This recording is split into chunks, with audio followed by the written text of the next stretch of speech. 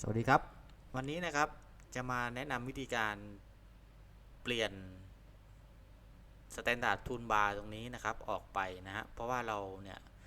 บางทีเราคุ้นชินกับพวกไฟล์ property อะไรที่มันอยู่ด้านบนนะครับมันเรียกใช้งานได้ง่ายกว่านะครับแต่ว่าตัวเนี้ยเมื่อเราติดตั้งนะครับมันจะมาโผล่บริเวณนี้พอดีนะครับซึ่งเราใช้ยากนะครับนี่นะ Standard Toolbar มันจะติดอยู่ทุกหน้าเลยนะครับเวลาเราจะอยากจะดู property อะไรเงี้ยนะฮะ option อะไรต่างๆเนี่ยนะครับก็มีวิธีการอยู่นะครับก็คือเราปิดโปรแกรมไปก่อนนะครับปิดไปเลยนะครับเนี่ยปิดไปจากนั้นนะกด Windows R นะครับกด Digit เข้าไปนะครับทีนี้มันจะมาอยู่ตรงนี้นะครับก็คือใน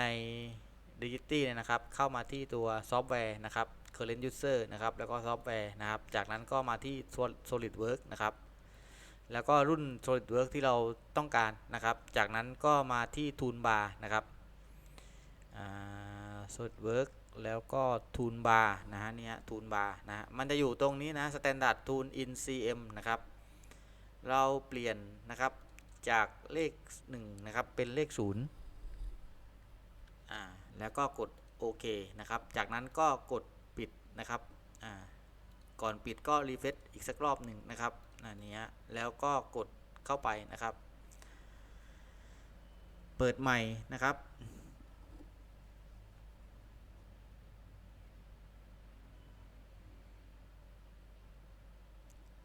เมื่อเปิดขึ้นมาใหม่นะครับสังเกตว่าเขายังอยู่เหมือนเดิมหรือเปล่านะครับ